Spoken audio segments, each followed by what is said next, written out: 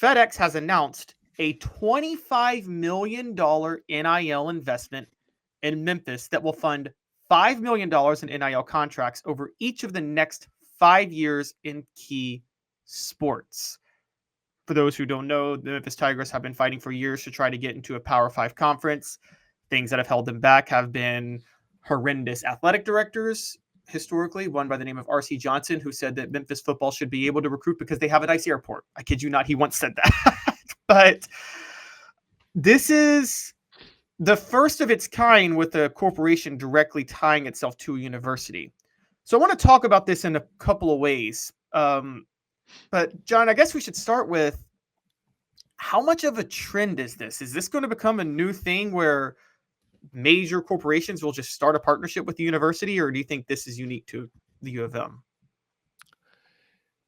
It's hard to say at this juncture. I mean, we have their big money boosters tied to various schools who also own corporations. So, yeah, that's possible.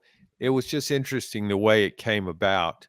I thought that, it struck me because we don't think of Memphis as an elite football program. And so I think it was very significant for Memphis. And I think it helps. It has a lot to overcome facilities, certainly, in Power 5 leagues and getting in the Big 12. But I mean, that helps to me. I think as we get further and further into this era, when you can say, yeah, our stadium only seats 35,000 people, but we can spend $30 million a year in NIL. Well, I don't know how much you care about. They can be competitive. It doesn't matter about this so much about the size of the stadium. So yeah, I think it's significant. How much will it still? $5 million a year is not a lot, and you're spreading that around to various programs. I've kind of heard always since it started, $25 to $30 million a year in NIL money for football. That's what it's going to take to fund a championship program. And I don't think Memphis can do that. Not all SEC schools can do it either. A lot of schools can't do it, but there's some that can, and those are the schools that will have the NIL capability of competing for championships. Here is where I agree, and here's where you won't see this at other schools, because the U of M is very desperate to try to get to that Power 5 level, so they're willing to make this deal. I think Tennessee isn't it the Dish Network guy, Pilot? Tennessee has a few major corporations where people with boosters who support Tennessee. The problem with making an agreement like this is you've essentially turned the fate of your program over to a corporation that wants to do whatever it wants to do with itself. And I mean, could you imagine, just to throw a name out? Sorry, I pick on him a lot, but could you imagine if Tennessee did that and let Jimmy Haslam, have this NIL sponsorship? Jimmy Haslam would effectively be the owner of Tennessee, and talk about how bad the program could get at that point. I think that's the dangerous part. You don't want to turn over. You haven't. Your whole program is at that point dependent on the generosity of a corporation, one corporation.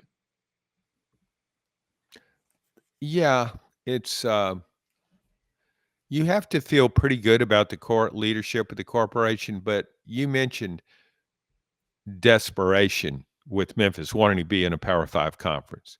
So you're going to do what it takes to get there. Then maybe you have to strike another deal, or then maybe you have to deal with different things and change things up. But getting there, I mean, I was a columnist in Jacksonville, Florida, before there were the Jaguars. And the city was obsessed with an NFL franchise, obsessed with it for many, many years. And it finally got one. But you talk about desperate, it would pretty much have done anything the NFL would have asked. So getting there is the goal. Worry about staying there later, or what the one-loss record is, or how it all plays out. That would be secondary at this point, because getting there is the goal. Yeah, that's kind of the philosophy, isn't it? Because and you probably remember this, a lot of people don't, but Memphis was parallels with Louisville and Cincinnati back in the day. And Sure. Louisville and Cincinnati did everything they could to get into Power 5 leagues, and we're making those moves as early as, 1990 with Louisville. I think too, I wonder with Memphis because Memphis has such a great tradition in college basketball. And I remember covering, other than Rupp Arena, I think the best atmosphere regular season basketball I've ever seen was there in Memphis when Tennessee played there and Bruce Pearl's 2008. team. Yeah, that was Yeah. just an unbelievable atmosphere. It was really like a Final Four game, and the atmosphere was so. Yeah, just a great setting. So I wonder. You said this is going to be all sports, so I wonder how much of that money is going into basketball, because really when we talk about Power 5 leagues and we talk about, network deals and all, pretty much talking about football. And if I'm Memphis with its tradition in basketball, I wonder how much of that money would go to the basketball program.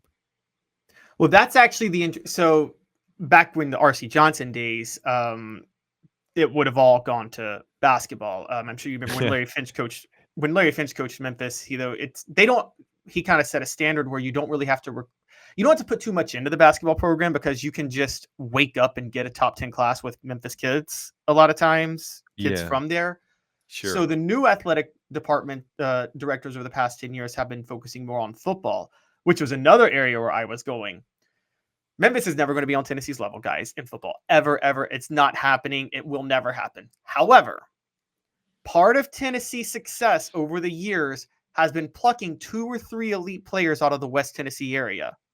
And, the 98 team, obviously Al Wilson was from Jackson, but Cedric Wilson was right out of Memphis. And, 1 or 2 players like that. John, if Memphis were to get Power 5 tier, would that be a concern for Tennessee, who does want to pluck your Amari Thomases out of Memphis every now and then? People like that.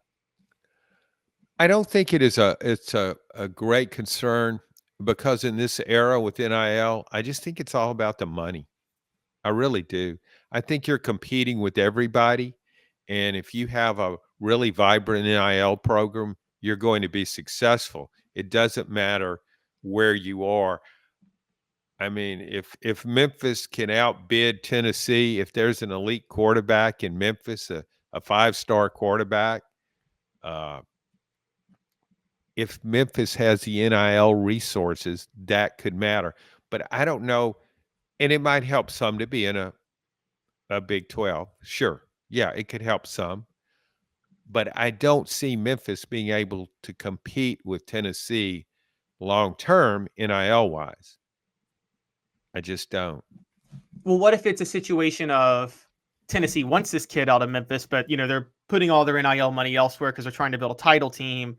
So they may not Memphis might say, "Oh, we're going to go all in on this one, keeping this one kid in Memphis," whereas Tennessee Yeah. is not going to go all in to Yeah. keep the Well, kid. then, yeah, it could be a factor because, Right. but Memphis would need that edge of being in a Power 5 conference. So then combine that it's going all in money wise, and then it also is in the Big 12 now. That would be a plus. So yeah, it could be a factor in that case. But I just don't think now with NIL. I mean, you see it especially with transfers, going after elite transfers. Do you think geography matters much to any of these guys? Are they No. just so focused on the money now? That's the feeling I get, that they're so focused on the money, and maybe to their detriment. Maybe they should consider other factors more, but I just think it's about the money now. I think but I think, I think if there's competitive offers across the board, like I'll just, John, I know you're from Louisiana. I don't think LSU's ever going to fall behind because of NIL. Now, LSU's actually pretty good in the NIL market, but I'm saying I don't think they would ever fall behind, because I feel like even in this era, I feel like so many elite kids from Louisiana want to stay in Louisiana and play football for LSU. And I still think LSU could hire Ed Orgeron and go win a national championship because he woke up one day and got a #1 recruiting class of Louisiana kids. Yeah, that helps. But also, and you did say this, LSU's right near the top of the heap in NIL money in pretty much every sport. So you combine the two. If the money's all equal, then why not stay close to home if you're happy where you live? Some kids do want to get away, experience something different. They want to get away from their home environment. But you're right now. It didn't used to be the case. LSU didn't used to always corner. It used to struggle in New Orleans, and New Orleans produced some really good football players, and LSU didn't always get them. But ever since Nick Saban went there, that kind of changed things, and it stayed that way. Where you see, and you can put together a team like Ed Orgeron had, where you have two probably future pro Hall of Fame wide receivers and a quarterback, all on the same depth chart. Yeah, exactly. Yeah, it's funny. I did my breakdown of Nick Saban. I think what helped Nick Saban was right before he got there, Mark Emmert became president of LSU. And I guess Mark Emmert was one who just decided maybe we should put just a little bit into the program and make it be good.